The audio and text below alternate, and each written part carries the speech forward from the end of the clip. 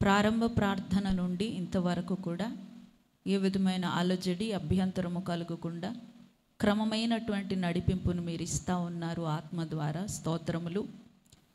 ఈ ప్రత్యేకమైనటువంటి సమయంలో ప్రాముఖ్యమైనటువంటి నాయన గడియలోనికి మేము వచ్చాం. ప్రభువా, వాక్యము మా జీవితాల్ని బ్రతికిస్తుంది, వాక్యము మమ్మల్ని సరిచేస్తుంది.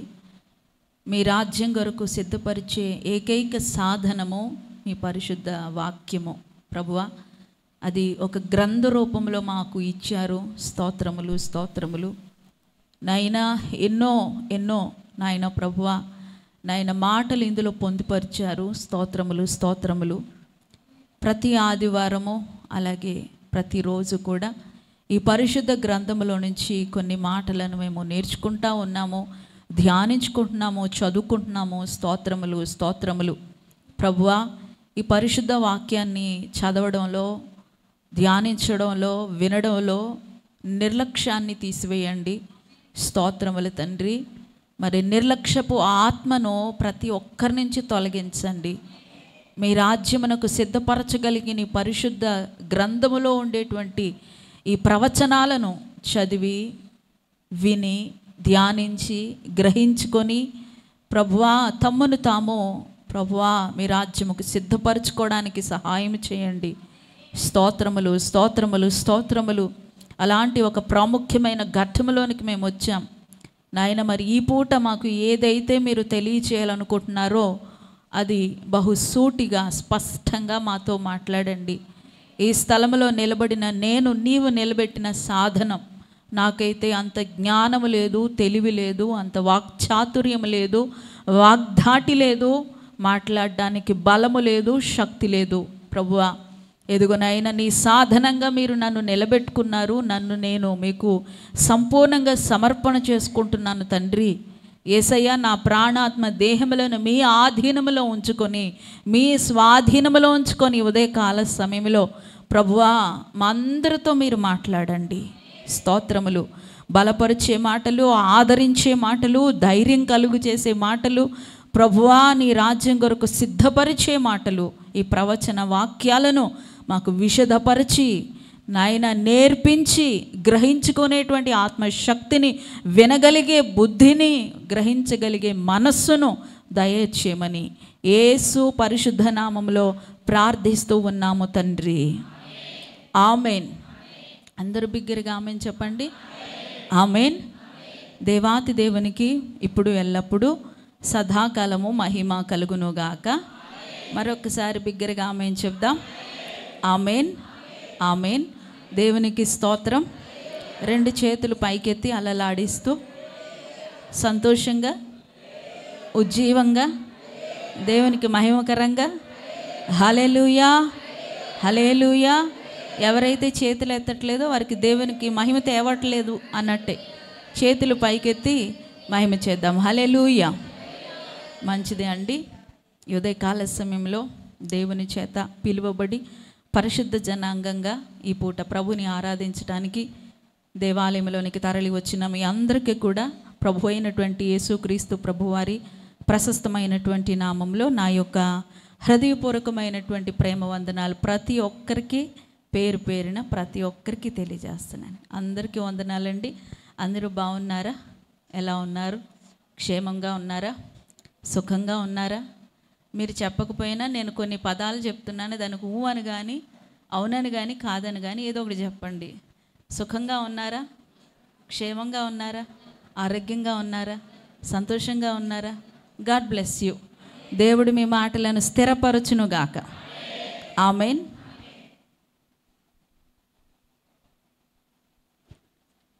ఆలస్యం చేయకుండా కొద్దిసేపు దేవుని యొక్క మాటల్ని మనం నేర్చుకుందాం. జకరయా గ్రంథము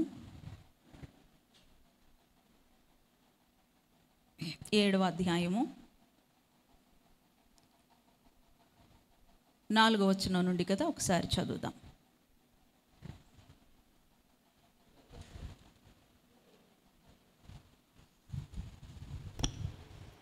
సైన్యములకు అధిపతిగా యెహోవా వాక్కు నాకు ప్రత్యక్షమై సెలవిచ్చినదేమనగా, దేశపు జనులందరికీ యాజకులకును నీవి మాట తెలియచేయవలెను. ఈ జరిగిన 70 సంవత్సరములు ఏటేటా 5వ నెలను 7వ నెలను మీరు ఉపవాసముండి దుఃఖము సలుపుచూ వచ్చినప్పుడు నా యందు భక్తి కలిగియే ఉపవాసముంటిరా? మరియు మీరు ఆహారము పుచ్చుకొనినప్పుడు స్వప్రయోజనముకే కదా పుచ్చుకొంటిరి. మీరు పానము చేసినప్పుడు స్వప్రయోజనముకే కదా పానము చేసితిరి. చాలమ్మా. Praise the Lord. హల్లెలూయా. ఒకసారి ఇదే మాటను 7వ అధ్యాయము మొదటి నుంచి కూడా ఒకసారి చదువు తల్లి. రాజైన దర్యావేషు ఏలుబడియందు 4వ సంవత్సరము కిస్లేపు అను 9వ నెల 4వ దినమున బేతేలు వారు సెరెజెరును రెగెంలేకును తమ వారిని పంపి, ఇన్ని సంవత్సరములు మేము దుఃఖించినట్లు 5వ నెలలో ఉపవాసముండి దుఃఖింతుమా అని యెహోవాను శాంతిపరచుటకై మందిరమునొద్దనున్న యాజకులను ప్రవక్తలను మనవి చేయగా. చాలమ్మా. ఇక్కడ దేవుని ప్రజలు ప్రతి సంవత్సరం కూడా ఉపవాసం ఉండి దుఃఖించేటువంటి అలవాటు వరకు ఉంది. అయితే ప్రవక్త అయిన యాజకుడైన జకరయ్య దగ్గరకు వచ్చి, ఇన్ని సంవత్సరాలు మేము దుఃఖించినట్టుగా ఈ సంవత్సరం కూడా మేము ఉపవాసం ఉండి దుఃఖింతుమా, ఉపవాస దినములు చేయుదుమా, చేయాలా అని ప్రవక్త అయినటువంటి జకరయ్య గారిని అడుగుతూ ఉన్నప్పుడు దేవుని యొక్క వాక్కు జకరయ్య గారి ద్వారా ఈ విధంగా ప్రత్యక్షమైంది. అది మనం 4వ వచనంలో చదివాం. సైన్యములకు అధిపతియగు యెహోవా వాక్కు నాకు ప్రత్యక్షమై సెలవిచ్చినది ఏమనగా, దేశపు జనులందరికీ యాజకులకును నీవి మాట తెలియచేయవలెను. ఈ జరిగిన 70 సంవత్సరములు ఏటేటా 5వ నెలను 7వ నెలను మీరు ఉపవాసముండి దుఃఖము సలుపుచూ వచ్చినప్పుడు నాయందు భక్తి కలిగియే ఉపవాసముంటిరా? మరియు మీరు ఆహారము పుచ్చుకొనినప్పుడు స్వప్రయోజనముకే కదా పుచ్చుకొంటిరి. మీరు పానము చేసినప్పుడు స్వప్రయోజనముకే కదా పానము చేసితిరి అనేటువంటి, ఇంకా కిందకు చదువుకోవచ్చు, కొన్ని మాటలు యెహోవా దగ్గర నుంచి జకరయ్య గారి ద్వారా ప్రత్యక్షమయ్యాయి. ఇక్కడ దేవుని ప్రజలైనటువంటి వారి యొక్క ఉపవాసపు చరిత్ర మనం చూస్తే, వారు 70 సంవత్సరాల నుంచి ప్రతి ఏటా ఇలాగే ఉపవాసం ఉంటున్నారు. ఎన్ని సంవత్సరాల నుంచి? 70 సంవత్సరాల నుంచి, 70 years నుంచి ప్రతి ఏటా కూడా 5వ నెలలో ఒకసారి, 7వ నెలలో ఒకసారి వారు ఉపవాసం ఉండి దుఃఖము సలుపుతూ వారు ఈ విధమైనటువంటి ఆచారాన్ని జరిగిస్తూ ఉన్నారు. ఇప్పుడు కూడా చేయాలా అని అడిగినప్పుడు ప్రభువారు దేవుని యొక్క వాక్కు అక్కడ ప్రత్యక్షమైంది. అసలు మీరు చేస్తున్నారు ఉపవాసం, ఈ ఉపవాసము భక్తి కలిగే ఉంటున్నారా? ఉపవాసము భక్తి కలిగే ఉంటున్నారా? ప్రశ్న అడుగుతున్నారు. లేక మీ స్వప్రయోజనం కొరకు చేసుకుంటున్నారా? ఉపవాసం ఉన్నా మీ స్వప్రయోజనం కొరకే, భోజనం తిన్నా, పానం చేసినా, ఆహార పదార్థములను తిన్నా మీ స్వప్రయోజనం కొరకే. అసలు ఇక్కడ భక్తి ఉందా అని ప్రశ్న అడుగుతున్నారు. దేవునికి స్తోత్రం. హల్లెలూయా, హల్లెలూయా. అయితే ఉపవాసం గురించి ఈరోజు కొన్ని విషయాలను మనం మాట్లాడుకుందాం. ఉపవాసము ఉండొచ్చా? ఉపవాసం ఉండాలా? ఉపవాసం అవసరమా? ఉపవాసం ఎలా ఉండాలి? ఎందుకొరకు ఉండాలి? ఎన్ని రోజులు ఉండాలి? ఉపవాసం వలన ప్రయోజనం ఏంటి? ఉపయోగం ఏంటి? అసలు ఉపవాసం గురించి బైబిల్ ఏం చెప్తుంది? అనేటువంటి కొన్ని విషయాలను మనం ధ్యానం చేద్దాం. దేవునికి స్తోత్రం, హల్లెలూయా. ఎందుకంటే చాలామందికి ఈ ఉపవాసం అనే పదం వినగానే భయం. ఉపవాసం అనే పదం వినగానే భయం. ఎందుకు? ఉపవాసం అంటే ఏం చేయాలి? ఉపవాసం అంటే ఏం చేయాలి? ఉపవాసం చేయాలండి. అదే ఉపవాసం అంటే ఏం చేయాలి? భోజనం మానేయాలి. కాబట్టి కొంతమందికి ఫుడ్ లవర్స్కి, భోజన ప్రియులకి ఉపవాసం అనేటువంటి పదం విన్నప్పుడు భయం వేస్తుంది. కానీ వారు ఉపవాసం ఉండాలి. భయం వేస్తుంది, కానీ వారు ఉపవాసం ఉండాలి. సో వారు ఉపవాసం అని చెప్పి ఉపమావాసం చేస్తారు. అంటే ఉపవాసం అని పేరు పెట్టుకొని ఏ వాసం చేస్తారు? ఉపవాసం అంటే దేవునికి దగ్గరగా వాసం చేయడం అని అర్థం. పేరు ఉపవాసం అని పెట్టుకొని ఉప్మావాసం, అది గోధుమ ఉప్మా, తెల్ల ఉప్మా, కొరల ఉప్మా, ఏ ఉప్మా అని నన్ను అడగొద్దు. ఎవరి యొక్క టేస్ట్కి తగినట్లుగా వారు ఇలాంటి సహవాసాలు, వాసాలు చేస్తూ ఉంటారు. ప్రియ దేవుని బిడ్డలారా, ఈరోజు ఉపవాసం యొక్క ప్రాముఖ్యత, అసలు ఉపవాసం ఉన్నప్పుడు కూడా మనం ఎలా ఉండొచ్చు, ఎలా ఉండాలి అనేటువంటి కొన్ని డౌట్స్ క్లారిఫై చేసుకుందాం. చాలామందికి కొన్ని సందేహాలు ఉంటాయి. ఉపవాసం ఉండాలి అని ఉంటుంది, కానీ చెప్పాను కదా భయం. ఎలా ఉండాలో, ఎలా ఉండొచ్చో, అసలు ఎన్ని రోజులు ఉండాలో ఉపవాసం అంటే అనేటువంటి ఒక భయంతో ఉపవాసం చేయడం మానుకుంటారు.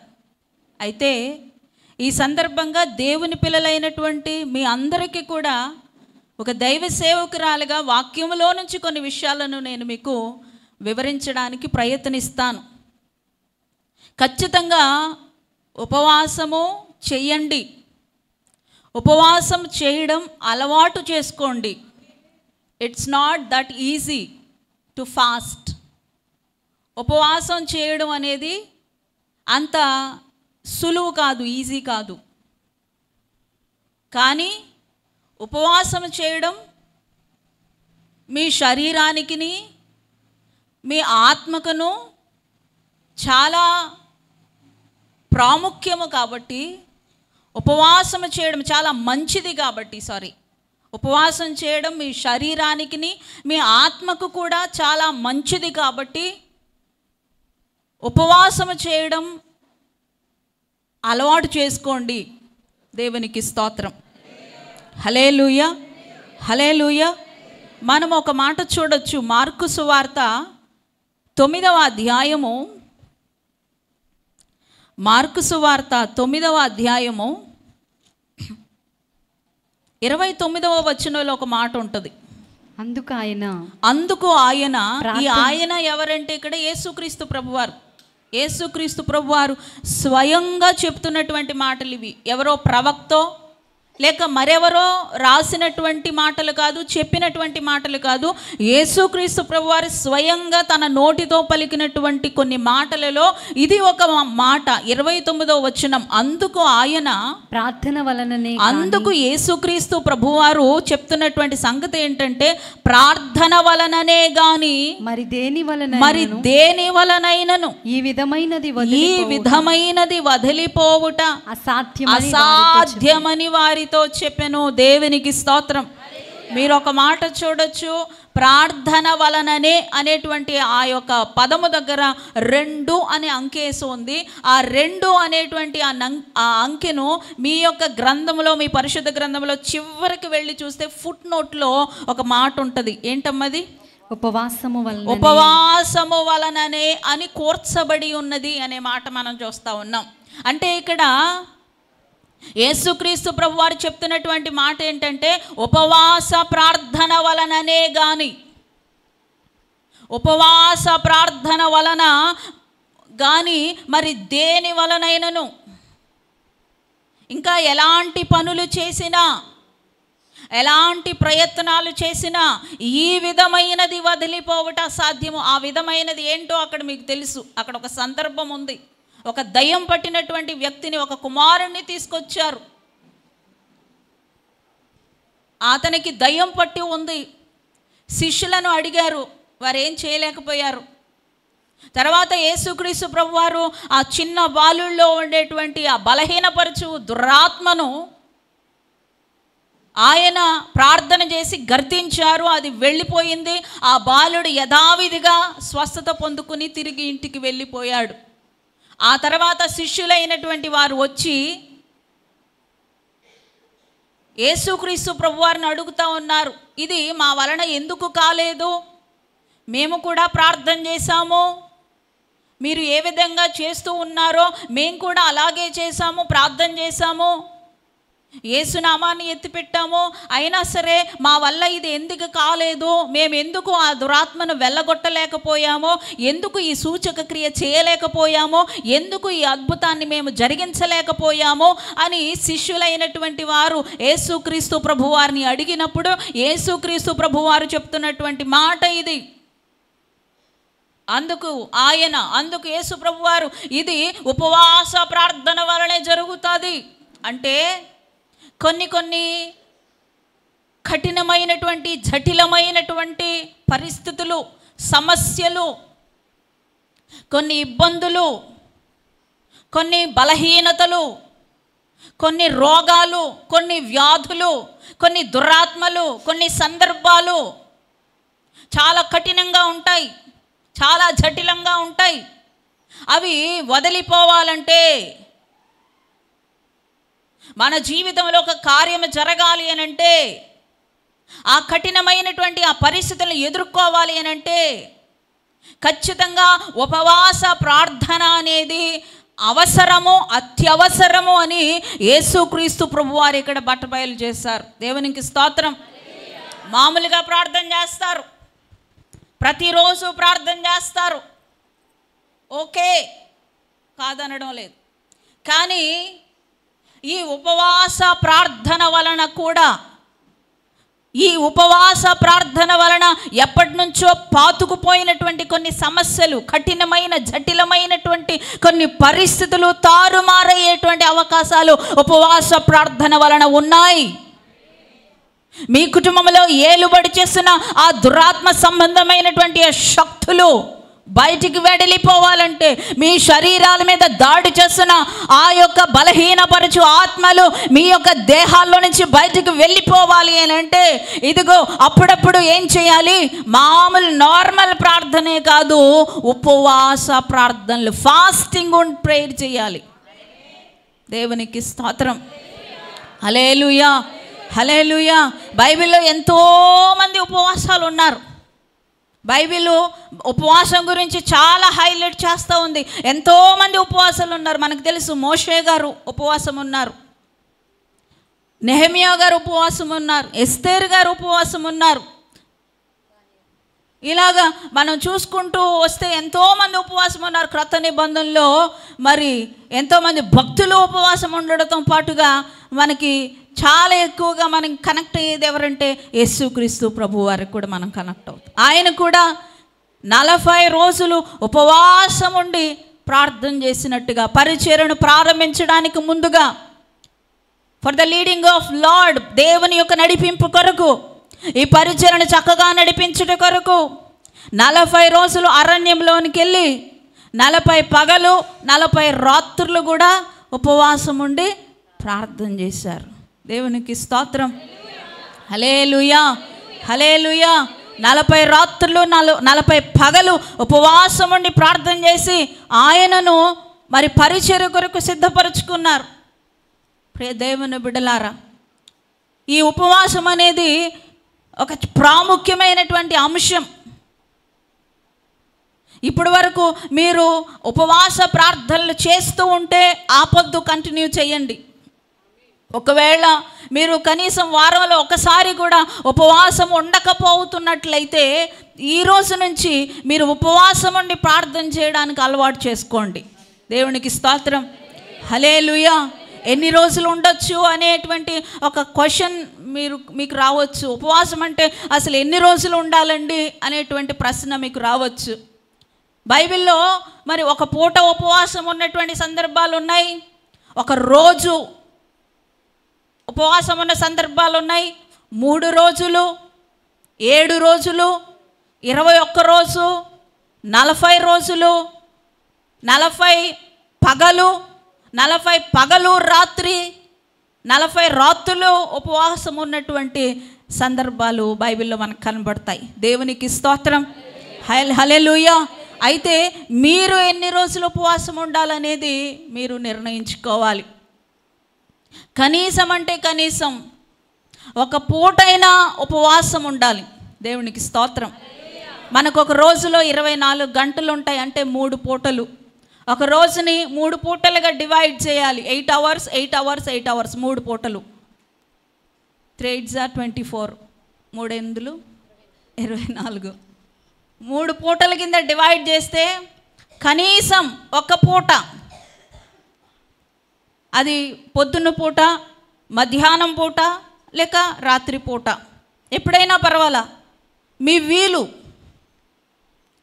మీ కంఫర్ట్, మీ యొక్క అనుకూలత, మీ ప్రతికూలత చూసుకొని కనీసం ఒక పూటైనా ఉపవాసం ఉండడానికి మనము ప్రయత్నం చేయాలి. దేవునికి స్తోత్రం, హల్లెలూయా, హల్లెలూయా, హల్లెలూయా. ఉపవాసం ఉండి ప్రార్థనలు చేయాలి. చాలా సందర్భాల్లో ప్రియమైన తల్లులారా, మీ బిడ్డల విషయమై మీరు చాలా దిగులు చెందుతూ ఉంటారు. వారు చెడిపోతూ ఉంటారు. మీరెంత జాగ్రత్తగా పెంచినా చెడిపోతూ ఉంటారు. వారు దారి తప్పుతూ ఉంటారు. తండ్రులారా, తల్లులారా, అయితే మీరు మీ బిడ్డల విషయమై వారిని చంటొద్దు. ప్రతిసారి వారికి ఎక్కువ చెప్పొద్దు. దేవునికి స్తోత్రం. చెప్పండి, ఎంతవరకు చెప్పాలి అంతవరకే చెప్పాలి. ఈ రోజుల పిల్లలు ఎలా ఉన్నారంటే ఎక్కువ చెప్పినా బాగా ఇరిటేట్ అయిపోయి అసలు మొత్తానికే మోసం వస్తుంది కదా, మొత్తానికే మోసం వస్తుంది. టీచ్ దెమ్, వాళ్ళకి చెప్పు, వాళ్ళకి తెలియచేయి వాట్ ఈజ్ వాట్ అని. ఏంటి, ఇదేంటి, అదేంటి, ఇలా చేస్తే అలా, అలా చేస్తే ఇలా అని వాళ్ళకి ఒక అవగాహన కల్పించు. ఆ తర్వాత స్టార్ట్ ఫాస్టింగ్ ప్రేయర్. ఆ తర్వాత నీ బిడ్డల విషయమై ఫాస్టింగ్ ఉండి ప్రార్థన చేయి, ఉపవాసం ఉండి ప్రార్థన చేయి నీ బిడ్డల కొరకు. పరిస్థితులు ఖచ్చితంగా నమ్మండి, పరిస్థితులు తారుమారైపోతాయి. దేవునికి స్తోత్రం, హల్లెలూయా. ఉపవాస ప్రార్థనలో ఎంతో శక్తి దాగి ఉంది. దేవునికి స్తోత్రం. ఒక పూట 8 గంటల నుంచి స్టార్ట్ చేయండి. ఒక పూట నుంచి స్టార్ట్ చేయండి. కొత్తగా స్టార్ట్ చేసేటువంటి వారు ఒకేసారి ఎక్కువ స్టార్ట్ చేస్తే తట్టుకోలేకపోవచ్చు. 8 hours నుంచి స్టార్ట్ చేయండి, ఉపవాసం ఉండండి. ఈ 8 గంటలు కూడా చక్కగా ఆహార పదార్థాలు ఏమీ తీసుకోకుండా దేవునితో గడపండి. దేవునికి స్తోత్రం. ప్రార్థనలో గడపండి, ఆరాధనలో గడపండి, వాక్య ధ్యానంలో గడపండి. దేవునికి స్తోత్రం, హల్లెలూయా, హల్లెలూయా.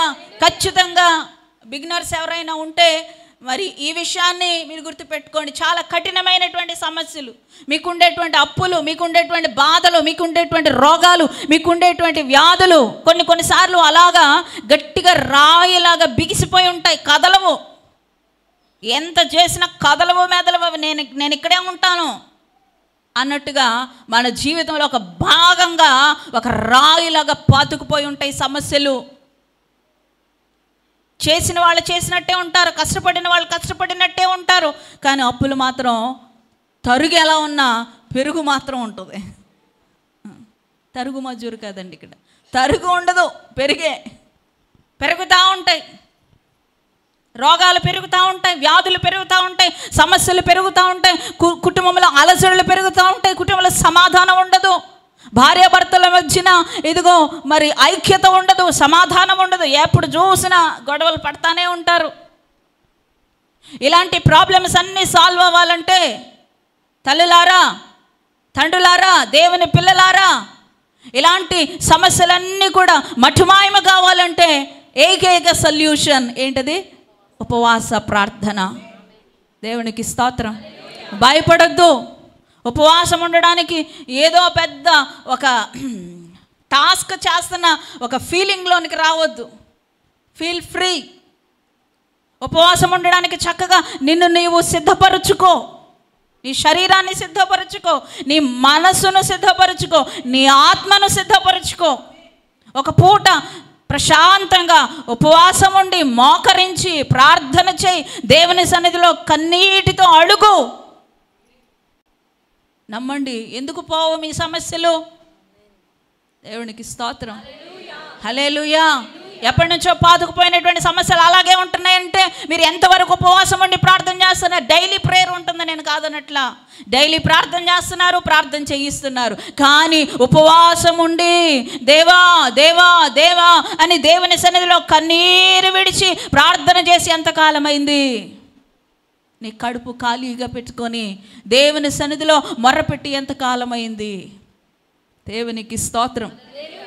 హల్లెలూయా, హల్లెలూయా. ఉపవాసం ఉండి ప్రార్థన చేయండి ప్రియ దేవుని బిడ్డలారా. ఇక్కడ మనం చూసినట్లయితే యావేలు గ్రంథంలో 2వ అధ్యాయము 12వ వచనంలో ఒక మాట చూస్తాము. చదువుతలే. 2వ అధ్యాయము 12వ వచనం, యావేలు గ్రంథము. ఇప్పుడైనను మీరు ఉపవాసం ఉండి కన్నీరు విడుచుచు దుఃఖించుచు మనఃపూర్వకముగా తిరిగి నా యొద్దకు రండి. ఇదే యెహోవా వాక్కు. దేవునికి స్తోత్రం. హల్లెలూయా, హల్లెలూయా, హల్లెలూయా. దేవుని యొక్క వాక్యం చెప్తా ఉంది, ఇప్పుడైనను మీరు ఉపవాసం ఉండి, ఇప్పుడైనను మీరు ఉపవాసం ఉండి కన్నీరు విడుచుచు దుఃఖించుచు మనఃపూర్వకంగా తిరిగి రండి. దేవుని యొక్క వాక్యం. ఇప్పుడైనా సరే, ఇన్ని జటిలమైనటువంటి సమస్యలతో మీరు ఉన్నారు కదా, కనీసం ఇప్పుడైనా సరే దేవుని వాక్యం చెప్తుంది, ఉపవాసం ఉండి దుఃఖించుచు తిరిగి నా దగ్గరికి రండి, ప్రార్థన చేయండి. I will solve the problem. నేను మీ యొక్క సమస్యను పరిష్కరిస్తాను అని దేవుడు మాట్లాడుతున్నాడు. హల్లెలూయా, హల్లెలూయా. కుటుంబ సమస్యలైనా, కోర్టు సమస్యలైనా, చాలామందికి కుటుంబ సమస్యలు ఉంటాయి, కోర్టు సమస్యలు ఉంటాయి. ఇవి ఎప్పటి నుంచో అలాగా కంటిన్యూ అవుతూనే ఉంటాయి. కొంతమందికి ఆస్తులు ఉంటాయి, కానీ అనుభవించడానికి ఉండదు. కొంతమందికి ఏంటంటే ఏమో తెలీదు, ఏదో ప్రాబ్లం. దేవునికి స్తోత్రం. హల్లెలూయా, హల్లెలూయా. నాకు తెలిసినటువంటి ఒక ఫ్యామిలీ ఉంది. నాకు తెలిసినటువంటి ఒక ఫ్యామిలీ, బాగా తెలిసినటువంటి ఫ్యామిలీ. వాళ్ళకి సుమారుగా కొన్ని కోట్ల రూపాయలు ఆస్తి ఉంటుంది. కోట్లే, భూములు, తోటలు. కానీ ఏ పూట ఆ పూట భోజనం వండుకోవడానికి తడుముకోవాలి. ఏంటంటే ఏమో, భూములు చాలా ఎక్కువ వాల్యూ చేస్తాయి. రోడ్డు పక్కన చాలా ఖరీదైనటువంటి భూములు, కోట్ల రూపాయలు. కానీ ఎప్పుడు చూసినా ఏ పూటకు ఆ పూట తడుముకోవడమే. ఏంటి అంటే ఏదో సమస్యల్లో ఉన్నాయి ఆస్తులన్నీ కూడా. ఎప్పటి నుంచో లాక్కుంటున్నా, పీక్కుంటున్నా సరే ఆ సమస్యలు ఒక కొలిక్కి రావట్లా. వీళ్ళకి రావాల్సిన 10వ 12వ వచ్చేస్తే వీళ్ళ పాటికి వీళ్ళు హాయిగా ఉండొచ్చు, కానీ రాదది. అలాగే ఉంటుంది. ఇలాంటి సమస్యలన్నీ కూడా మామూలు ప్రార్థనతో, మామూలుగా నువ్వు డైలీ చేసేటువంటి ప్రార్థనతో ఇలాంటి ప్రాబ్లమ్స్ సాల్వ్ అవ్వవు. లేక దైవజనులతో ప్రార్థన చేయిస్తే సాల్వ్ అవ్వవు. పెద్ద పెద్ద దైవజనులతో ప్రార్థన చేయిస్తే సాల్వ్ అవ్వవు. ఏం చేయాలి? నీకు నీవుగా ఏం చేయాలి? ఉపవాసమును ప్రతిష్ఠించుకొని, ఉపవాస దినాన్ని ప్రతిష్ఠించుకొని, వ్రత దినాన్ని ఏర్పాటు చేసుకొని, నీవు నీ గృహమునందు వీలైతే నీ కుటుంబం అంతా కలిసి ఉపవాసం ఉండి దేవుని సన్నిధిలో రోధించాలి, దేవుని సన్నిధిలో అంగలార్చాలి. అప్పుడు ఆ సమస్యలు ఒక కొలిక్కొస్తాయి. దేవునికి స్తోత్రం కలుగును. హల్లెలూయా, హల్లెలూయా. ఈరోజు కొన్ని విషయాలు చెప్తానండి. ఉపవాసం ఉన్నప్పుడు అసలు ఏం చేయాలి, ఏం చేయకూడదు అనేటువంటి కొన్ని రూల్స్ అండ్ రెగ్యులేషన్స్ మనం చూద్దాం. కొంతమందికి ఎన్నో డౌట్స్ ఉంటాయి. ఉపవాసం ఉండమన్నారు. ఉపవాసం ఉంటే మంచిదే, శరీరానికి కూడా మంచిదే, ఆత్మకు కూడా మంచిదే. కఠినమైనటువంటి సమస్యలు తొలగిపోతాయి. యేసుక్రీస్తు ప్రభువారు కూడా ఉపవాసం ఉండి మనకి మాదిరి చూపించారు. మరి ఉపవాస ప్రార్థన వలననే ఇలాంటివన్నీ కూడా సాధ్యమవుతాయి అని ప్రభువారు చెప్పారు. కాబట్టి ఉపవాసం ఉండాలి అని ఒక తీర్మానానికి, ఒక నిర్ణయానికి వచ్చినటువంటి మనము అసలు ఉపవాసం ఉన్నప్పుడు చేయకూడనివి, చేయాల్సినవి కొన్ని మాటలు మనము క్లుప్తంగా నేర్చుకుందాం. దేవునికి స్తోత్రం, హల్లెలూయా. ఆధ్యాత్మికంగా ఉపవాసం ఉన్నప్పుడు నువ్వు ఒక పూట ఉన్నా, 2 పూటలు ఉన్నా, ఒక రోజంతా ఉన్నా, 3 రోజులు ఉన్నా, ఎలా ఉన్నా సరే ఉపవాసం ఉన్నప్పుడు ప్రియ దేవుని బిడ్డలారా వ్యతిరేకమైనటువంటి మాటలు మానుకోవాలి. Avoid negative speech. నీవు ఉపవాసం ఉన్నప్పుడు వ్యతిరేకమైన negative thoughts, negative words, negative speech అంటే వ్యతిరేకమైన ఆలోచనలు, వ్యతిరేకమైనటువంటి మాటలు మనలో నుంచి రాకుండా జాగ్రత్తగా మనం చూసుకోవాలి. దేవునికి స్తోత్రం, హల్లెలూయా. ఎందుకంటే ఉపవాసం ఉండాలని నిర్ణయించుకుంటామా, ఉపవాసం ఉండి ప్రార్థన చేస్తామా, మనలో నుంచి నెగటివ్నెస్, వ్యతిరేకత ఎక్కువ బయటికి రావడానికి ప్రయత్నిస్తూ ఉంటుంది. ఉపవాసం ఉండి మనం సాధించుకోబోతా ఉన్నాం, ఉపవాసం ఉండి మనం పొందుకోబోతా ఉన్నాం, ఉపవాసం ఉండి మనం దీవించబడబోతా ఉన్నాం, ఉపవాసం ఉండి మనం ఆశీర్వదించబడబోతా ఉన్నాము. కాబట్టి మనలో నుంచి కొన్ని నెగిటివ్ థాట్స్, కొన్ని నెగిటివ్ థింకింగ్, వ్యతిరేకమైనటువంటి ఆ మాటలు, ఆలోచనలు మనలో నుంచి వస్తూ ఉంటాయి. కాబట్టి ముందుగా అవి మనలో నుంచి రాకుండా మనం మానుకోవాలి, జాగ్రత్తగా చూసుకోవాలి. దేవునికి స్తోత్రం, హల్లెలూయా, హల్లెలూయా. ఉపవాసం ఉండి ప్రార్థన చేయాలని నిర్ణయం తీసుకున్నప్పుడు బీ పాజిటివ్. ఏం చేయాలి? Be positive. పాజిటివ్గా ఉండు. ఎస్, నేను ప్రేయర్ చేస్తా, ఉపవాసం ఉంటా, నేను చాలా గట్టిగా మరి దాన్ని పొందుకోవడానికి ప్రయత్నం చేస్తా, నా దేవుని దగ్గర నుంచి నేను పొందుకోవడానికి నేను ప్రయత్నం చేస్తా అనేటువంటి ఒక దృఢమైనటువంటి సంకల్పం మనలో ఉండాలి. ప్రార్థన వచ్చేటువంటి నోటిలో నుంచి, ఆరాధన చేయాల్సినటువంటి నోటితో నుంచి, దేవునికి స్తుతులు చెప్పాల్సినటువంటి నోటితో నుంచి నెగిటివ్ మాటలు, వ్యతిరేకమైనటువంటి మాటలు ఈ నోటిలో నుంచి రాకుండా ఉండేలాగా చాలా జాగ్రత్తగా చూసుకోవాలి. చూడండి, ఎఫెసీయులకు రాసిన పత్రిక 4వ అధ్యాయం 29వ వచనం చూద్దాం ఒక్కసారి. 4వ అధ్యాయం 29వ వచనం. వినువారికి మేలు కలుగునట్లు అవసరమును బట్టి క్షేమాభివృద్ధికరమైన అనుకూల వచనమే పలుకుడి, కానీ దుర్భాష ఏదైనను మీ నోట రానియకుడి. చూడండి, క్షేమాభివృద్ధికరమైన అనుకూల వచనమే మీ నోట్లో నుంచి రానివ్వండి. క్షేమాన్ని అభివృద్ధి పరిచే అనుకూల వచనం మీ నోటిలో నుంచి వచ్చేలాగా చూడండి.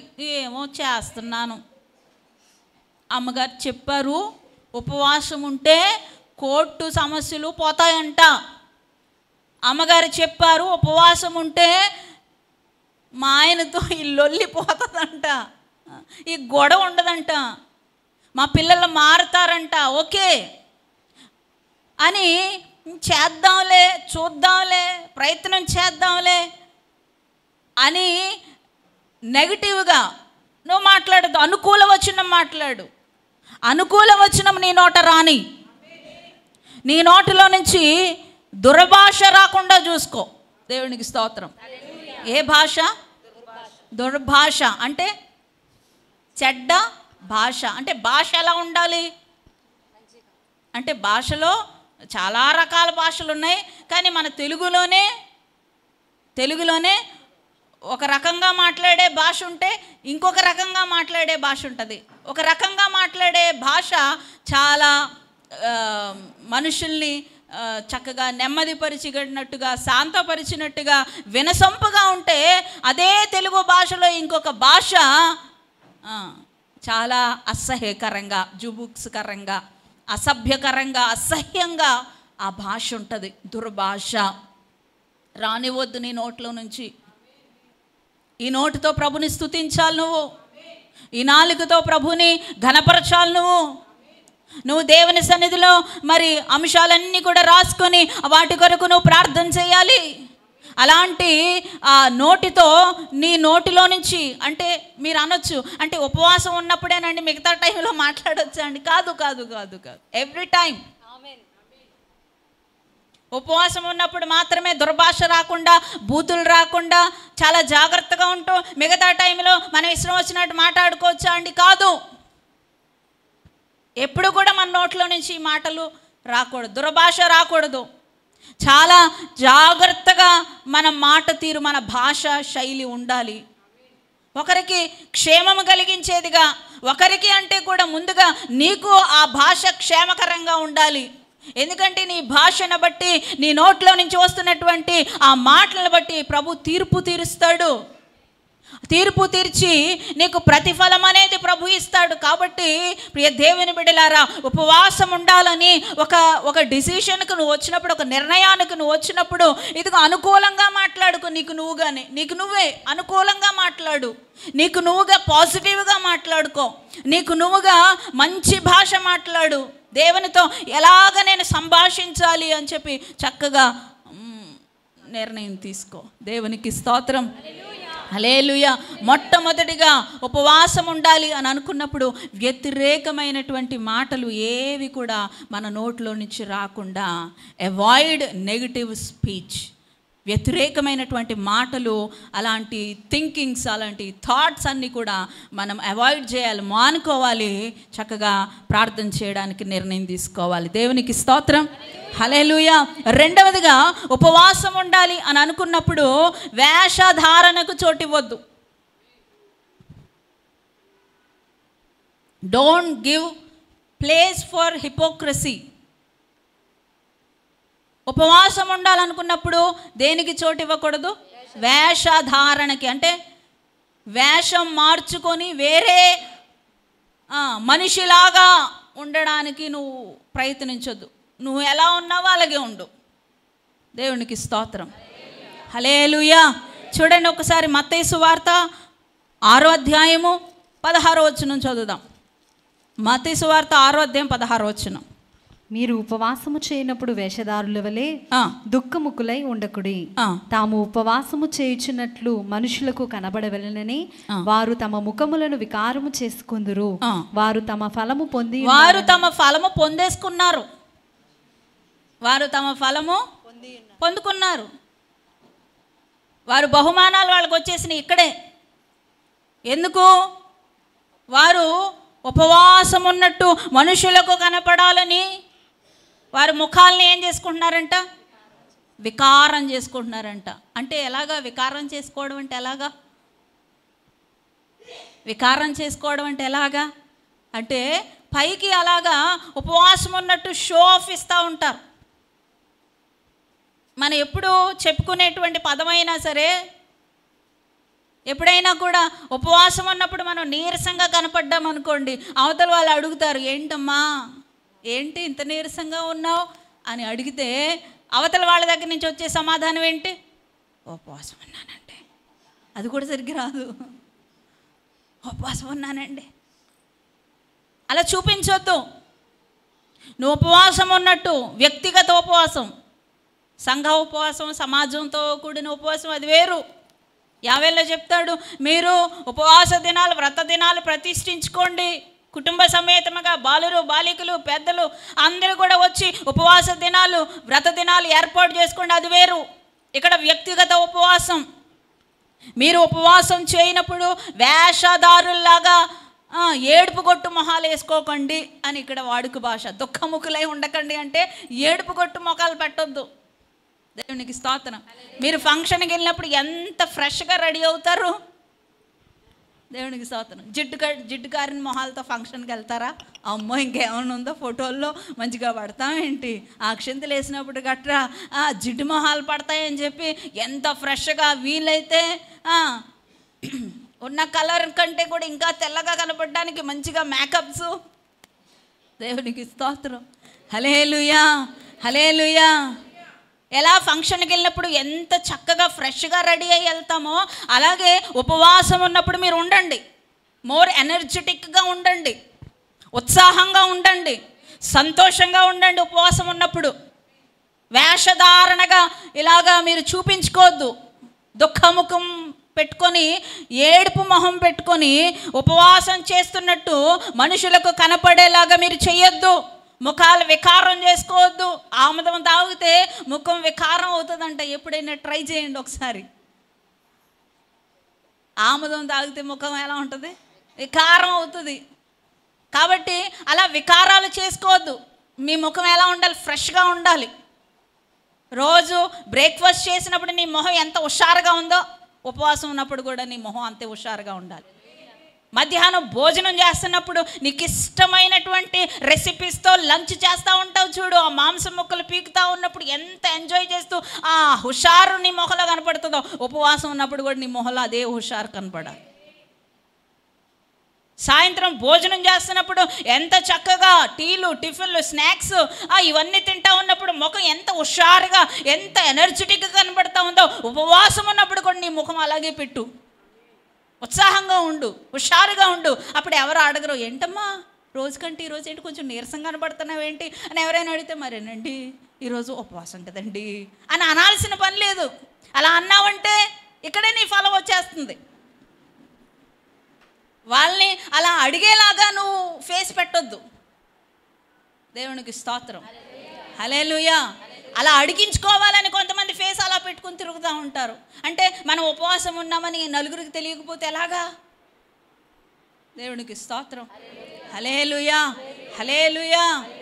చాలా గొప్పలు చెప్పుకుంటూ ఉంటారు కొంతమంది, నేను ఉపవాసం ఉన్నాను, నేను ఉపవాసం. లేదు లేదు లేదు లేదు, యుల్ రిసీవ్ ద ఫ్రూట్. ఇక్కడే నీ ప్రతిఫలం ఇక్కడే పొందేసుకుంటావు. నువ్వు అలాగా అందరికీ తెలిసేలాగా నీ యొక్క వ్యక్తిగత ఉపవాస దినాలను నువ్వు టముకేసుకుంటూ వేషధారణగా కూర్చుంటే, వేషధారణగా నువ్వు ఉంటే నీకు ప్రతిఫలము ఏమి ఉండదు. దేవునికి స్తోత్రం, హల్లెలూయా. ఒకసారి ఒక ఆయన స్టేజ్ ఎక్కి ఇలా చెప్తున్నాడంట, నేను 180 రోజులు ఉపవాసం ఉన్నానని చెప్పి. 180 రోజులంటే పగలు రాత్రి. ఎన్ని రోజులంటే ఎన్ని నెలలు? 180 రోజులంటే 6 నెలల? 6 నెలలు కదమ్మా, 8 నెలలు అనుకుంటా. 6ఏనా? దేవునికి స్తోత్రం, హల్లెలూయా. 6 నెలలు ఏమండి? 6 నెలలు పగలు రాత్రి. అసలు ఉపవాసం ఎవరైనా ఉండగలరా? అది కూడా పచ్చి మంచినీళ్ళు తాగకుండా.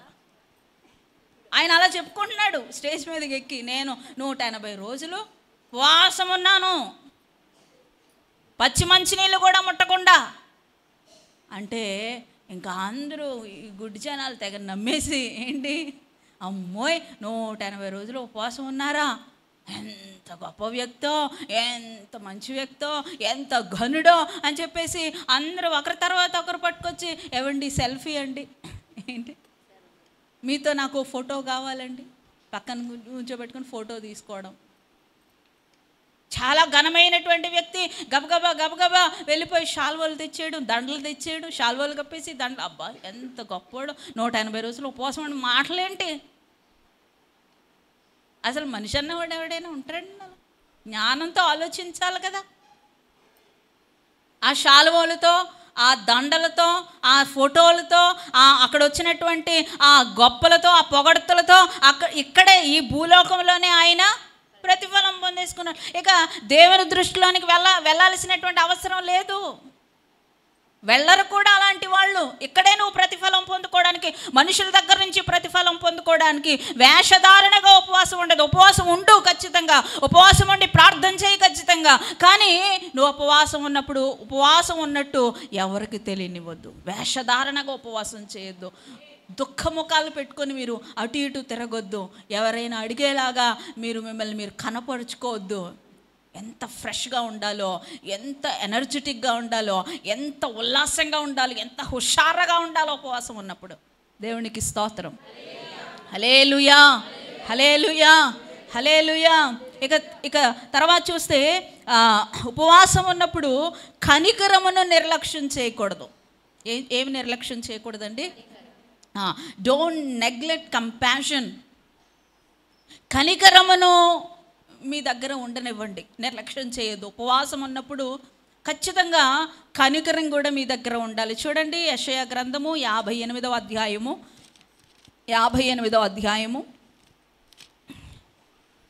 4 నుంచి ఒకసారి చదువు. మీరు కలహపడుచు వివాదము చేయుచు అన్యాయముగా గుద్దులాడుచు ఉపవాసముందురు. మీరు కలహపడుచు వివాదము చేయుచు అన్యాయముగా గుద్దులాడుచు ఉపవాసముందురు. మీ కంఠధ్వని పరమున వినబడినట్లుగా మీరిప్పుడు ఉపవాసముండరు. 6 చదువమ్మ ఒకసారి. 6 సార్. దుర్మార్గులు కట్టిన కట్లను విప్పుటయు కాడిమాను మోకులు తీయుటయు బాధింపబడిన వారిని విడిపించుటయు ప్రతి కాడిని విరగొట్టుటయు నేను ఏర్పరచుకొనినటువంటి ఉపవాసము కదా. ఉపవాసం ఉన్నప్పుడు చదువు. నీ ఆహారమును ఆకలిగొనిన వారికి పెట్టుటయు నీ రక్త సంబంధికి ముఖము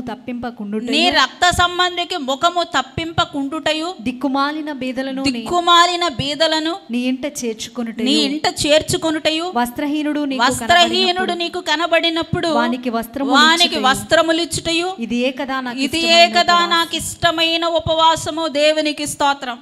చూసారా, ఇది ఉపవాసం ఉన్నప్పుడు కనికరాన్ని విడిచిపెట్టొద్దు. ఖచ్చితంగా ఉపవాసం ఉన్నప్పుడు దుర్మార్గులు కట్టిన కట్లను విప్పుట, కాడిమాని మోకులు తీయుటయు, బాధింపబడిన విడిపించుటయు, ప్రతి కాడిని వెరగొట్టుటయు, మరియు ముఖ్యంగా ఎవరైతే ఆహారమును ఆకలి కొనేటువంటి వారికి పెట్టాలి.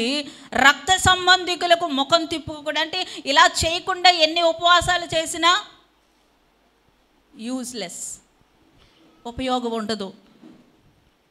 నీ ఆహారం ఆ పూట నువ్వు ఉపవాసం ఉండి నువ్వు మిగిల్చినటువంటి ఆహారం ఏదైతే ఉందో ఆ మిగిల్చినటువంటి ఆహారం ఎవరికి పెట్టాలి? పేదవారికి పెట్టాలి, ఆకలి కొనిన వారికి పెట్టాలి. నీ రక్త సంబంధికి నువ్వు ముఖము తప్పింపకూడదు. రక్త సంబంధికులకు నువ్వు వీపు చూపించకూడదు. ఉపవాసం ఉంటున్నావు, దిక్కుమాలిన బీదలను నీ ఇంట చేర్చుకోవాలి. వస్త్రహీనుడు నీకు కనపడినప్పుడు వానికి వస్త్రములు ఇవ్వాలి. ఇదే కదా ఉపవాసం అంటే. ఇందులో ఏదో ఒకటి ఎంచుకొని ఉపవాసం ఉన్నప్పుడు దీనుల ఎడల మనం కనికరం చూపాలి. మనం మిగుల్చుకున్నటువంటి ఆహారము పేదవారికి పెట్టాలి. అప్పుడప్పుడు వస్త్రహీనులు కనపడినప్పుడు వారికి వస్త్రదానం చేయాలి. దిక్కుమాలినటువంటి బీదవారిని ఇంట చేర్చుకొని వారు కాస్త భోజనాలు పెట్టాలి. దేవునికి స్తోత్రం. హల్లెలూయా, హల్లెలూయా. ఉపవాసం ఉన్నప్పుడు కనికరాన్ని కూడా మనం కలిగి ఉండాలండి. మనం జకర్యాలో కూడా చదివాం ఈరోజు. జకర్యాలో 4వ అధ్యాయంలో 8వ వచనం ఒకసారి చదువుదాము. మరియు యెహోవా మాకు జకర్యాకు ప్రత్యక్షమై సెలవిచ్చినది ఏమనగా, సైన్యములకు అధిపతికి యెహోవా ఇలాగూ ఆజ్ఞ ఇచ్చి ఉన్నాడు, సత్యమును అనుసరించి తీర్పు తీర్చుడి, ఒకరి యందు ఒకరు కరుణావాత్సల్యము కనపరుచుడి. విధవరాండ్రను తండ్రి లేని వారిని పరదేశులను దరిద్రులను బాధ పెట్టకండి. మీ హృదయమందు సహోదరులలో ఎవరికి కీడు చేయ తలచుకోండి. దేవునికి స్తోత్రం. హల్లెలూయా, హల్లెలూయా. నువ్వు ఉపవాసం ఉంటున్నావు, రైటే. అయితే నీలో ఉండేటువంటి ఆ దయ, నీలో ఉండేటువంటి ఆ కనికరము, నీలో ఉండేటువంటి ఆ జాలిని నువ్వు పక్కకు నెట్టేయొద్దు. విధవరాండ్రను నువ్వు చిన్న చూపు చూస్తూ ఉపవాసం చేస్తే ఏంటి ప్రయోజనం? భర్త లేనటువంటి స్త్రీలను చూసి నువ్వు చిన్నతనంగా మాట్లాడితే, వాళ్ళని హీనంగా మాట్లాడితే నీ యొక్క ఉపవాసానికి ప్రతిఫలం ఏముంది? తండ్రి లేనటువంటి వారిని, పరదేశులను, దరిద్రులను బాధ పెట్టకండి. కొంతమంది తల్లిదండ్రులు లేనటువంటి వారిని, పేదవాళ్ళని, దరిద్రులను, దీనులను బాధకు గురి చేస్తూ ఉంటారు. కావలసిండి మాటల ద్వారా రకరకాలుగా బాధపడతా ఉంటారు. ప్రియ దేవుని బిడ్డలారా, దేవుని వాక్యం చెప్తా ఉంది, మీ హృదయమందు సహోదరులలో ఎవరికి కీడు చేయ తలంచుకోండి. హృదయంలో ఎవరికన్నా కీడు చేయాలి అని అసలు మీ హృదయంలోనికి ఆ మాటే, ఆలోచనే రానివ్వద్దు. కనికరాన్ని విడిచిపెట్టకండి. మీకు తెలిసినటువంటి వారు విధవరాండ్రు ఎవరైనా ఉంటే వారిని ఆదరించండి. మీరు ఉపవాసం ఉన్నప్పుడు ఆ భోజనాన్ని పట్టుకెళ్ళి ఎవరైనా మీకు దరిద్రులు కనపడితే వాళ్ళకి పెట్టండి. తల్లిదండ్రులు లేనటువంటి వారిని బాధ పెట్టకండి. మీలో ఉండేటువంటి ఆ కనికరాన్ని చంపేసి ఉపవాస ప్రార్థనలు చేయొద్దు. అలాంటి ప్రార్థనలు దేవునికి ఇష్టకరం కాదు. ఇదే కదా నాకు ఇష్టమైన ఉపవాసం అని దేవుడు అంటున్నాడు 58వ అధ్యాయం యెషయా గ్రంథం. ఇదే కదా పేదలను వెధవరాండను ఆదరించడము, దిక్కులేని వారికి మరి సహాయం చేయడం, ఇదే కదా నాకు ఇష్టమైనటువంటి ఉపవాసం. ఇలా చేయకుండా, కనికరం లేకుండా, మీరు కడుపులు మార్చుకొని కనికరం లేకుండా ఉపవాసం ఉండి ప్రార్థన చేస్తే ఏమీ మీకు ప్రతిఫలం ఉండదు. కాబట్టి ఇవన్నీ కూడా మనసులో పెట్టుకోండి. ఉపవాసం ఉండి ప్రార్థన చేయాలనుకున్నప్పుడు మీరు కనికరమును, జాలి, దయ మీకంటే కూడా హీనంగా లేనటువంటి వారు కనపడినప్పుడు వారికి సహాయం చేయడానికి ప్రయత్నం చేయండి. దేవునికి స్తోత్రం. అలాగే 4వదిగా ఉపవాసం ఉన్నప్పుడు మరి ముఖ్యంగా ప్రార్థనను నిర్లక్ష్యం చేయకండి. Don't neglect to prayer. ఉపవాసం ఉన్నప్పుడు ఖచ్చితంగా ఏం చేయాలి? ప్రార్థన చేయాలి. అందరు గట్టిగా చెప్పండి, ఏం చేయాలి? హల్లెలూయా. ఉపవాసం ఉన్నప్పుడు ఖచ్చితంగా ప్రార్థన చేయాలి. ప్రార్థన నిర్లక్ష్యం చేసేసి నువ్వు కడుపు మార్చుకుంటే యూజ్ ఏమి లేదు, ఫలితమేమి నీకు దక్కదు. 58వ అధ్యాయం మరొకసారి తీద్దాం. యెషయా గ్రంథం 58వ అధ్యాయం 3వ వచనం నుండి చూద్దాం ఒకసారి. మేము ఉపవాసం ఉండగా నీవెందుకు చూడవు? మేము మా ప్రాణములను ఆయాసపరచుకొనగా నీవెందుకు లక్ష్య పెట్టవు అని అంటారు. మీ ఉపవాస దినమున మీరు మీ వ్యాపారము చేయుదురు. మీ ఉపవాస దినాన మీరు వ్యాపారం చేసుకుంటారు. మీ పనివారి చేత కఠినమైన పని చేయించుదురు. మీ పని వాళ్ళ చేత కూడా కఠినమైనటువంటి పనులు చేయిస్తారు. మీరు కలహపడుచు వివాదాలంటే దెబ్బలాటలు ఆడుకుంటూ, అన్యాయంగా గుద్దులాడుకుంటూ ఉపవాసాలు ఉంటారు. మీ కంఠధ్వని పరమున వినబడినట్లుగా మీరెప్పుడు ఉపవాసం ఉండరు. అట్టి ఉపవాసము నాకు అలాంటి ఉపవాసము నాకు అనుకూలమా, నాకు ఇష్టమా? Question mark. చాలా ఒక్కసారి దేవునికి స్తోత్రం. హల్లెలూయా, హల్లెలూయా. మేము ఉపవాసం ఉంటున్నాం, ఎందుకు చూడవయ్యా దేవా? ఎందుకు చూడవు? ఎందుకు పట్టించుకోవు? ఉపవాసం ఉండి మా ప్రాణాలు మేము ఆయాసపరుచుకుంటే నువ్వు ఎందుకు లక్ష్య పెట్టవు అని మీరు అంటున్నారు. కానీ మీరేం చేస్తున్నారు? మీ ఉపవాస దినాన్ని మీరు వ్యాపారాలు చేసుకుంటున్నారు. మీ యొక్క పనివారి చేత కూడా కఠినమైనటువంటి పనులు చేస్తున్నారు. మీ పనులు ఏమీ మానుకోరు, మీ వ్యాపారాలు ఏమీ మానుకోరు, ఉపవాసాలు ఉంటారు. కలహపడతారు, వివాదాలు పడతారు, అన్యాయంగా గుద్దులాడుకుంటూ ఉపవాసం ఉంటారు. ఉపవాసం ఉన్న రోజున కూడా ఇంట్లో దెబ్బలాటలు మానవు. ఉపవాసమే ఉపవాసమే అన్నట్టు ఉపవాసం పెట్టుకొని దెబ్బలాటలు, గొడవలు, వివాదాలు, గుద్దులాడుకోవడాలు ఇలాంటివన్నీ చేసుకుంటారు. అయితే ఉపవాసం ఉన్న దినాన్న ఖచ్చితంగా ప్రార్థన చేయాలి అనేటువంటి విషయాన్ని జ్ఞాపకం పెట్టుకోండి. మీ కంఠధ్వని పరమున వినబడినట్లుగా మీరిప్పుడు ఉపవాసం ఉండరు. ఉపవాసం ఉన్నప్పుడు మీ కంఠధ్వని అంటే మీ కంఠములో నుండి వచ్చే ఆ ప్రార్థనా ధ్వని ఎక్కడ వినపడాలి? పరమునకు వినపడాలి. ఇవి వినపడవు. గుద్దులాటలు వినపడుతున్నాయి, దెబ్బలాటలు వినపడుతున్నాయి. ఉపవాసం పేరు చెప్పుకొని ఉపవాసం ఉండి వ్యాపారాలు చేసుకుంటున్నారు. అందుకే నేను చెప్తా ఉన్నాను ఉపవాసం ఉన్నప్పుడు ఒక పర్ఫెక్ట్ ప్లాన్ మీరు రెడీ చేసుకోండి. దేవునికి స్తోత్రం. హల్లెలూయా. మీరు వ్యాపారాలు మానుకోండి అని నేను చెప్పట్లా. వ్యాపారాలు మానుకుంటే ఆ తర్వాత రోజు ఎవరు వస్తారు మనకు ఫుడ్? ఈ రోజంటే ఉపవాసం ఉంటున్నాం, నెక్స్ట్ డే కావాలి కదా మనకి, మన ఇంటి వారికి ఫుడ్ కావాలి కదా. వ్యాపారం మానుకోమని నేను చెప్పట్లా. అయితే ఒక ప్లానింగ్ ఉండాలి. నువ్వు ఉపవాసం ఉన్నప్పుడు మాత్రము ఖచ్చితంగా నీకు పగటిపూట ఒకవేళ వ్యాపారం ఉంది, లేక పని ఉంది, డ్యూటీ ఉంది, నువ్వు పగలు వెళ్ళాలనుకోండి, నువ్వు నైట్ చేయండి ఉపవాసం. రాత్రి సమయంలో ఉపవాసాలు ఉండండి. ఒకవేళ నైట్ డ్యూటీస్ అయితే పగలు ఉపవాసాలు ఉండండి. అయితే ఉపవాసాలు ఉన్నప్పుడు మాత్రము ఖచ్చితంగా మీ కంఠధ్వని, మీ ప్రార్థన ధ్వని పరమునకు చేరాలి. ప్రార్థన నిర్లక్ష్యం చేసి ఉపవాసాలు చెయ్యొద్దు. నేను ఉపవాసం ఉంటున్నానని చెప్పి బ్యాగ్ తగిలించుకొని బయటికి వెళ్ళిపోవద్దు. ఉపవాసం ఉంటే ఖచ్చితంగా దేవుని సన్నిధిలో కనపడాలి.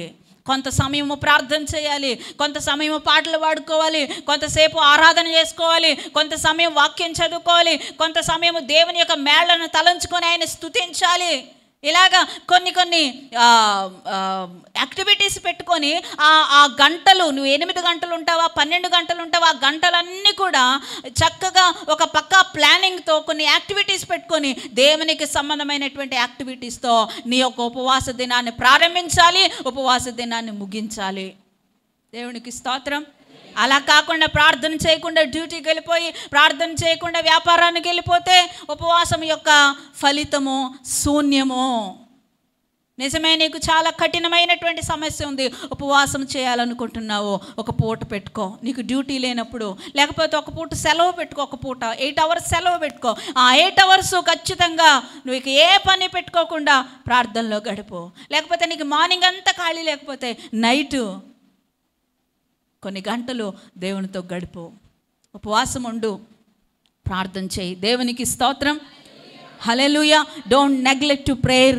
4వదిగా 5వదిగా మనం చూస్తే ఉపవాసం ఉన్నప్పుడు ఖచ్చితంగా విశ్వాసము కలిగి ఉండి ఉపవాసం ఉండండి.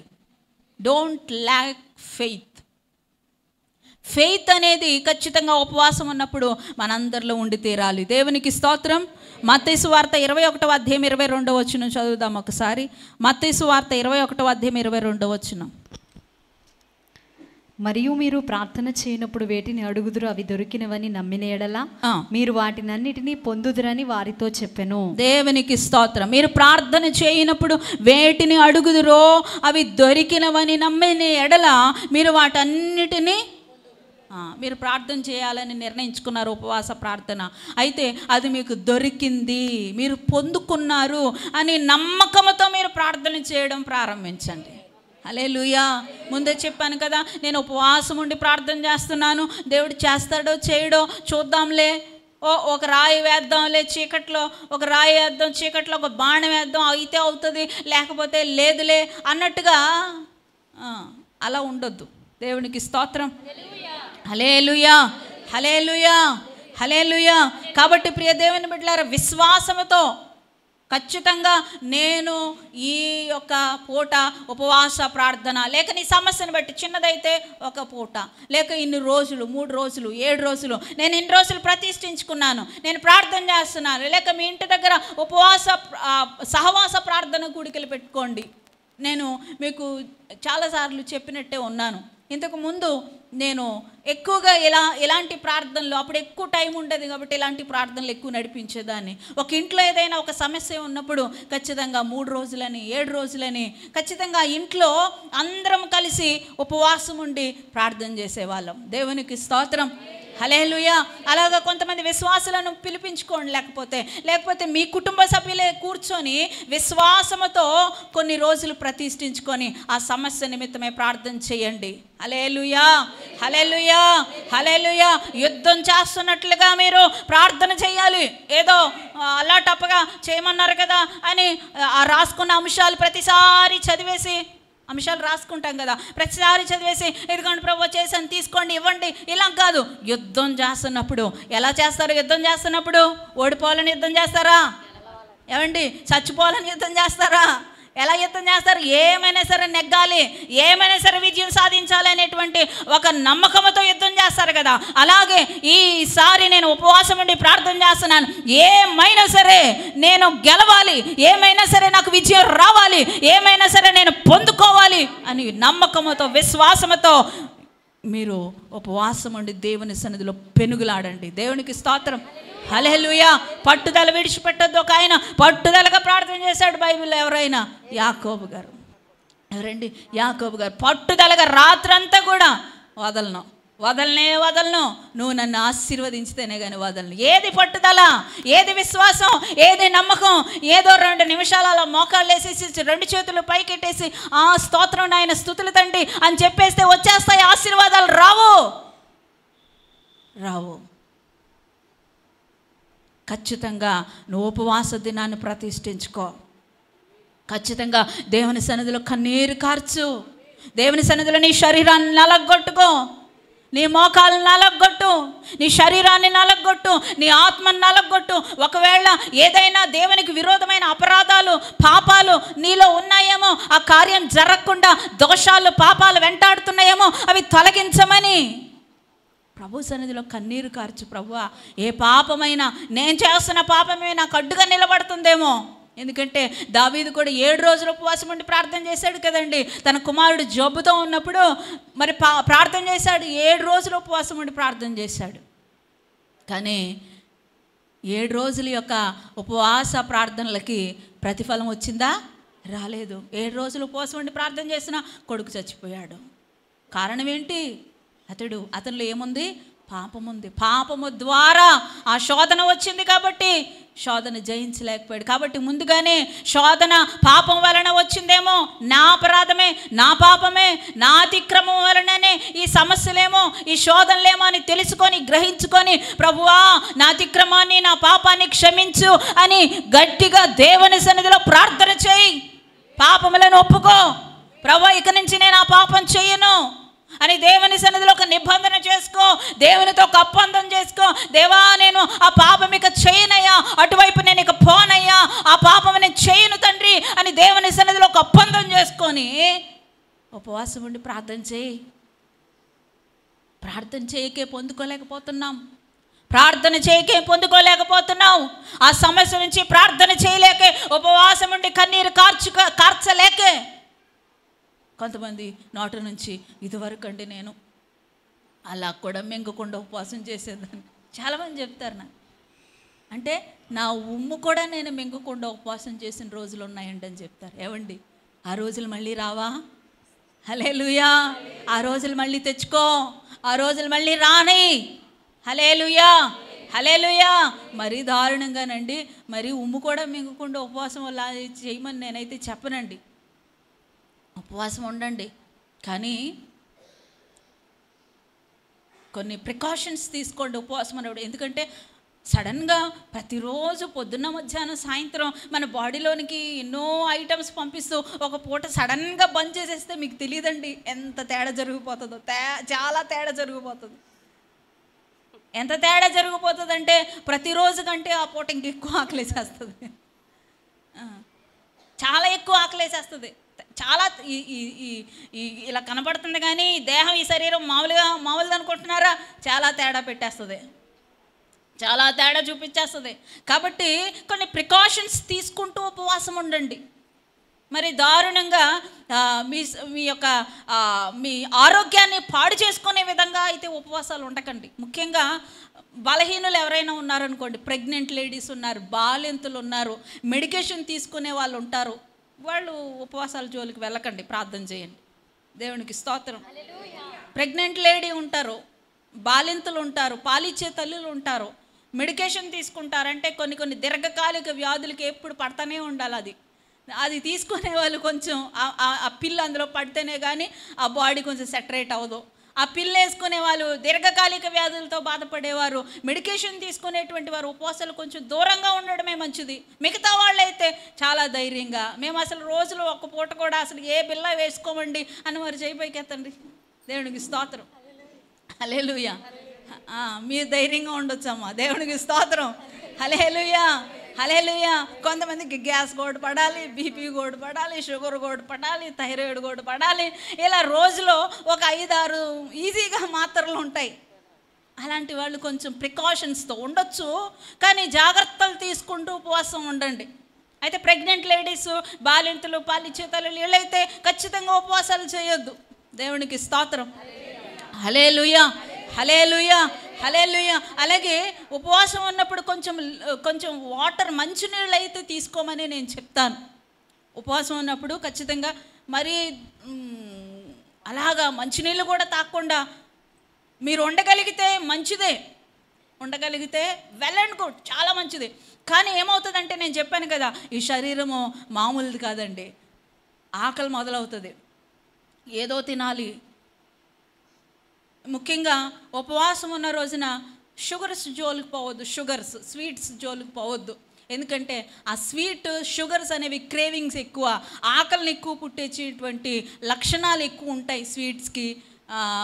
ఈ షుగర్కి వీలైనంత వరకు వాటిని తగ్గించేసి చక్కగా మరి వాటర్ తీసుకోండి. ఎప్పుడైనా కొంచెం వాటర్ బాటిల్ పక్కన పెట్టుకొని ఎప్పుడైనా ఆకలి అనిపిస్తుంది అంటే వెంటనే ఒక సిప్పు వాటర్ తీసుకోండి, మెల్లిగా దాన్ని శాంతపరచండి ఆకలిని. బిగినర్స్కి చాలా ఇబ్బంది ఇది, కొంచెం శాంతపడుతుంది. మళ్ళీ మొదలెట్టండి. మళ్ళీ ఏదైనా కొంచెం అనిపిస్తే కొంచెం నీళ్లు తాగండి, లిక్విడ్స్.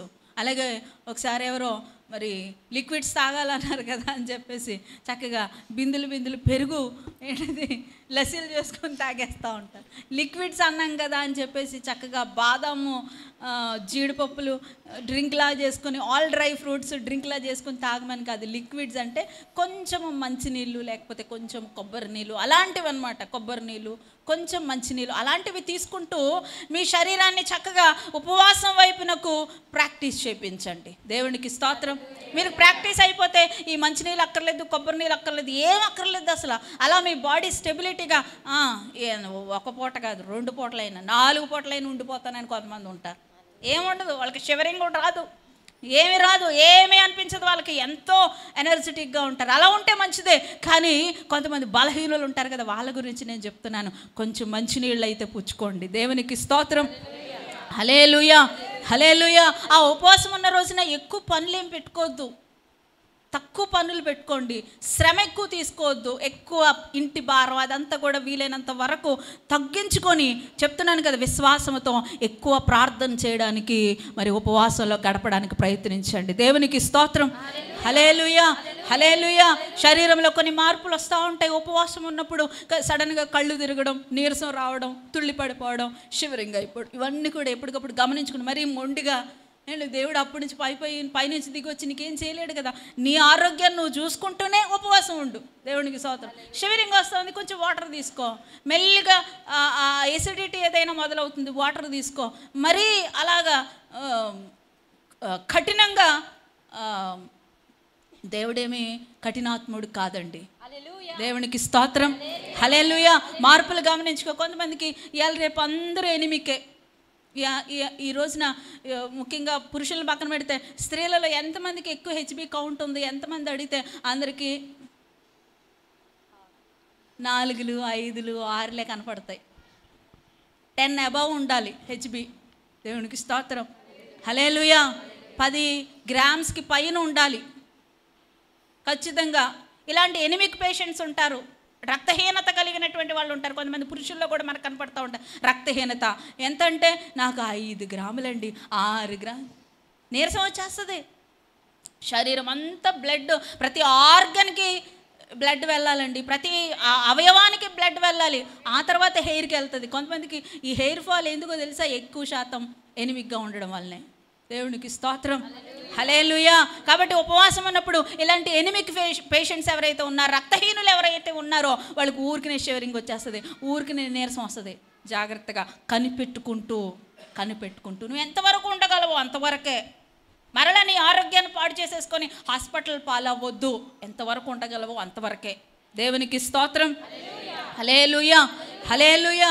ఖచ్చితంగా ఉపవాసం ఉన్నప్పుడు మరి చక్కగా కొంతసేపు విశ్రాంతి కూడా తీసుకోవాలి. ఆ ఉపవాసం ఉన్న రోజున ముఖ్యంగా టీవీలకి, సెల్ ఫోన్లకి, ఇన్స్టాల్కి, ఫేస్బుక్కి, వీటికి ఫాస్టింగ్ ఇవ్వాలి. ఖచ్చితంగా వాటిని చూడటం వలన నిద్ర రాదు, విశ్రాంతి దొరకదు. ఆ ఉపవాసం ఉన్న రోజున ఫోన్ పక్కన పెట్టేసి, అన్ని యాక్టివిటీస్ పక్కన పెట్టేసి చక్కగా ఉపవాసం ఉండి విశ్వాసంతో ప్రార్థన చేయి. దేవునికి స్తోత్రం. హల్లెలూయా. అలాగే 6వదిగా ఉపవాసం ఉన్నప్పుడు స్వనీతిని వదులుకోవాలి. Avoid self righteousness. దేవునికి స్తోత్రం. హల్లెలూయా. చెప్పాను కదా, గొప్పలు చెప్పుకోవద్దు, నేను కాబట్టి ఇన్ని రోజులు ఉపవాసం ఉంటున్నానని స్వనీతిని బూస్టింగ్ చేసుకోవద్దు. బూస్టింగ్ కాదు, బోస్టింగ్ చేసుకోవద్దు. గొప్పలు చెప్పుకోవద్దు డాంబికంగా. నేను కాబట్టి ఎన్ని రోజులు నేను 3 రోజులండి, 7 రోజులండి. స్వనీతిని వదిలిపెట్టేసాయి. సెల్ఫ్ రైచియస్నెస్ అనేది ఉపవాసంలో అసలు కనపడనివద్దు. Avoid it. దాన్ని పక్కకు పెట్టేసాయి. తర్వాత ఆఖరిగా 7వదిగా నేను చెప్తా ఉన్నాను. 7వదిగా ఉపవాసం ఉన్నప్పుడు చెడు ఉద్దేశంతో ఉండడం ఉపవాసం మానుకోవాలి. ఉపవాసం చెడ్డ ఉద్దేశాలతో ఉపవాసాలు ఉండకూడదు. Stop fasting for wrong motifs. చెడ్డ ఉద్దేశాల కొరకు ఉపవాసాలు ఉండి ప్రార్థన చేయదు. ఒక కుర్రోడు, ఒక యవనస్తుడు అంటాడు కదా, నేను 3 రోజులు ఉపవాసం ఉండి ప్రార్థన చేస్తున్నానండి, ఎందుకంటే నేను ఒక అమ్మాయిని ప్రేమించాను కదా, ఆ అమ్మాయి తనంతట తానుగా మనసు మార్చుకొని అమ్మా నాన్నని ఎదిరించి అమ్మా నాన్నలు వదిలిపెట్టేసి నా దగ్గరికి వచ్చేయాలి. Is this wrong motive? ఇది చెడు ఉద్దేశం కాదా? ఇలాంటి ఉపవాసాలు దేవుడు చూస్తాడా, వింటాడా? ఆ అమ్మాయి అంట వాళ్ళ అమ్మా నాన్నలను వదిలిపెట్టేసి అలాగా బ్లాంక్గా ఎవరో వశపరుచుకున్నట్టుగా, ఎవరో ఆకర్షిస్తున్నట్టుగా అలా లేచిపోయి ఆయన దగ్గరికి వచ్చేసి ఆయన కవిగిల్లో వాలిపోవాలంటే దీని కొరకు ఉపవాసం అంట. ఎవరినో వశం చేసుకోవాలని ఉపవాసాలు ఉంటారు కొంతమంది. Stop fasting for wrong motifs. చెడు ఉద్దేశాల కొరకు ఉపవాసాలు ఉండొద్దు. దేవునికి స్తోత్రం. హల్లెలూయా, హల్లెలూయా. పక్కింటోళ్ళకి ఏదో జరిగిందని చెప్పి నీకు కూడా అది జరగాలని చెప్పేసి ఉపవాసం ఉండొద్దు. ఇఫ్ యూ నీడ్ రియల్లీ, అది నీకు నిజంగా అవసరమైతే ఉపవాసం ఉండి ప్రార్థన చేయి, దేవుడు ఇస్తాడు. దేవునికి స్తోత్రం. హల్లెలూయా. ఎదిరింటి ఆవిడ చక్కగా కార్పెంటర్ని పిలిపించుకొని, వడ్రంగి మేస్త్రిని పిలిపించుకొని మంచిగా వాళ్ళ ఇంట్లో ఒక డైనింగ్ టేబుల్ చేయించుకుందంటండి. ఏంటది? Dining table. చక్కగా వాళ్ళ ఇంట్లోకి సూట్ అయ్యేటువంటి మంచి కొలతలతో చక్కగా చేయించుకుంది. అంత హ్యాపీ. ఈ ఇంటి ఆవిడ ఒకరోజు నా ఇంట్లోకి వెళ్ళిన తర్వాత చూసింది, అమ్మోయ్ ఇవిడు మా ఇంట్లో కూడా వచ్చేయాలి అర్జెంటుగా అని చెప్పేసి వెళ్ళిపోయి చక్కగా ప్రార్థన చేయడం మొదలుపెట్టింది. ఉపవాసం ఉండి ప్రార్థన చేసేసి మేము కూడా ఏవైనా సరే చేంజ్ చేసుకోవాలని భర్తను చంటేసి నానా తిప్పలు పెట్టేసి డబ్బులు కూడబెట్టేసి ఆ మేస్త్రిని పిలిపించింది, ఆ కార్పెంటర్ని పిలిపించి ఆ ఇంటి ఆవిడ ఎంత కొలతలో చేయించుకుంది? 4-5 అండి. మాకు 8-10 చేయండి. ఏంటది? మాకు పెద్దది కావాలి. ఆవిడకి 4-5 అయితే దానికి డబల్ ఏంటి? 8-10 కదా. మాకు 8-10 కావాలండి. వాళ్ళకి 4 కుర్చీలు అయితే మాకు 10 కుర్చీలు కావాలి. వాళ్ళకు 3 రోజులు చేస్తే మాకు 6 రోజులు చేయండి పని అని చక్కగా అన్ని చక్కగా చేయించేసుకుంది. ఇప్పుడు దాన్ని లోనకి పట్టుకెళ్ళడానికి సరిపోట్లా, వెళ్ళట్లా లోపలికి.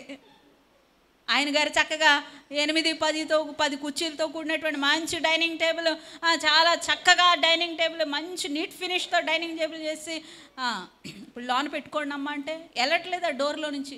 ఆ ఇంట్లో కూడా అంత స్థలం లేదు అసలు. అంత పెద్ద డైనింగ్ టేబుల్ పెట్టుకోవడానికి ఇంట్లో కూడా అంత స్థలం లేదు. ఏంటండి వెళ్ళట్లేదు, ఎక్కడ పెట్టలేదండి? అదే నాకేం తెలుసండి, మీరు చేయమన్నారు, ఈ కొలతలు ఇచ్చారు, నేను చేశాను, నా డబ్బులు నాకు ఇస్తే నేను పోతా. తీసుకున్నాడు, వెళ్ళిపోయాడు. ఏవండి, ఎవరు పోయారు ఇప్పుడు? దేవునికి స్తోత్రం. చెడు ఉద్దేశాలతో, చెడ్డ ఉద్దేశాలతో, రాంగ్ మోటివ్స్తో ఉపవాసాలు ఉండొద్దు. దేవునికి అసహ్యం, దేవునికి చిరాకు పుట్టిస్తుంది. ఉపవాసాలు ఉండండి, ప్రార్థన చేయండి. ఖచ్చితంగా ఉపవాసం ఉన్నప్పుడు వ్యతిరేకమైనటువంటి మాటలు మానుకోండి. వేషధారణకు చోటు ఇవ్వద్దు. కనికరాన్ని నిర్లక్ష్యం చేయొద్దు. ప్రార్థన నిర్లక్ష్యం చేయొద్దు. విశ్వాసం కలిగి ఉండి ప్రార్థన చేయండి. స్వనీతిని వదులుకోండి. చెడ్డ ఉద్దేశాలతో ప్రార్థన చేయొద్దు. మంచి ఉద్దేశాలతో, మంచి మోటివ్స్తో మరి ఉపవాసం ఉండి దేవుని సన్నిధిలో కన్నీరు కార్చండి, ప్రార్థన చేయండి. దేవుడు ఖచ్చితంగా మీ ప్రార్థనలు వింటాడు, ఆలకిస్తాడు, మీకు జవాబునిస్తాడు. ఆమేన్, ఆమేన్, ఆమేన్. నేను శరీరానుసారంగా ఉండాల్సినటువంటి కొన్ని ప్రికాషన్స్ కూడా చెప్పాను, అవి కూడా గుర్తుపెట్టుకోండి. మీకు ఎంతవరకు వీలవుతే అంతవరకు ఉపవాసాలు ఉండండి. బలహీనులు ఎవరైనా ఉంటే తగు జాగ్రత్తలు తీసుకుంటూ ఉపవాసాలు ఉండండి. బలహీనులు కాకుండా నార్మల్ పీపుల్ అయితే మీరు ఈజీగా ఉపవాసాలు ఉండొచ్చు. కాబట్టి ఇలాంటి జాగ్రత్తలన్నీ తీసుకుంటూ మనము భక్తిగా ఉపవాసాలు చేస్తూ, ఏదో మన సంవత్సరం చేశాను ఈ సంవత్సరం కూడా చేయాలి, వాళ్ళు 70 సంవత్సరాలు చేశారు కదా, ప్రతి సంవత్సరం ఇదే పని వాళ్ళకి. 5వ నెలలో 7వ నెలలో ప్రతి సంవత్సరం ఇదే పని. రావడం, ఉపవాసం ఉండడం, ఏడవడం, పోవడం, రావడం, ఉపవాసం ఉండడం, ఏడవడం, పోవడం, ఇదే. ఇలాంటి ఒక ఆచారంగా కాకుండా చక్కగా భక్తిగా ఉపవాసం ఉండి కన్నీరు కార్చి విశ్వాసంతో ప్రార్థన చేసి మనందరం కూడా దేవుని దగ్గర నుంచి గొప్ప మేలులు పొందుకుందుముగాక. ఆ విధంగా ప్రభు కృప మనకు తోడుగా నడిపించునుగాక. పరిశుద్ధుడైన మా దేవా స్తోత్రాలు. ఉదయ కాల సమయంలో మీరు ఇచ్చిన ఈ సందేశాన్ని స్థిరపరచండి. ఉపవాసం గురించి కొన్ని విషయాలు మాతో మాట్లాడారు. ప్రభా ఉపవాసం వలననే ప్రభా ఈ విధమైనవి నాయన సాధ్యమని చెప్పారు. కొన్ని కఠినమైన జటిలమైనటువంటి సమస్యలు, బలహీనతలు, రోగాలు ఉపవాసం ఉండి ప్రార్థన చేయడం వలన ఎదుగో నాయన నమ్మకంతో, విశ్వాసంతో నాయన మంచిగా భక్తిగా ఉపవాసం ఉండి ప్రార్థన చేయడం వలన ప్రభా మేము నాయన దీవించబడతామని, మేలు పొందుకుంటామని చెప్పారు తండ్రి. నాయన మరి అలాంటి వారు ఎవరైనా ఉంటే ఉపవాసం ఉండాలనేటువంటి నిర్ణయానికి వస్తే ప్రభు వారిని బలపరచండి.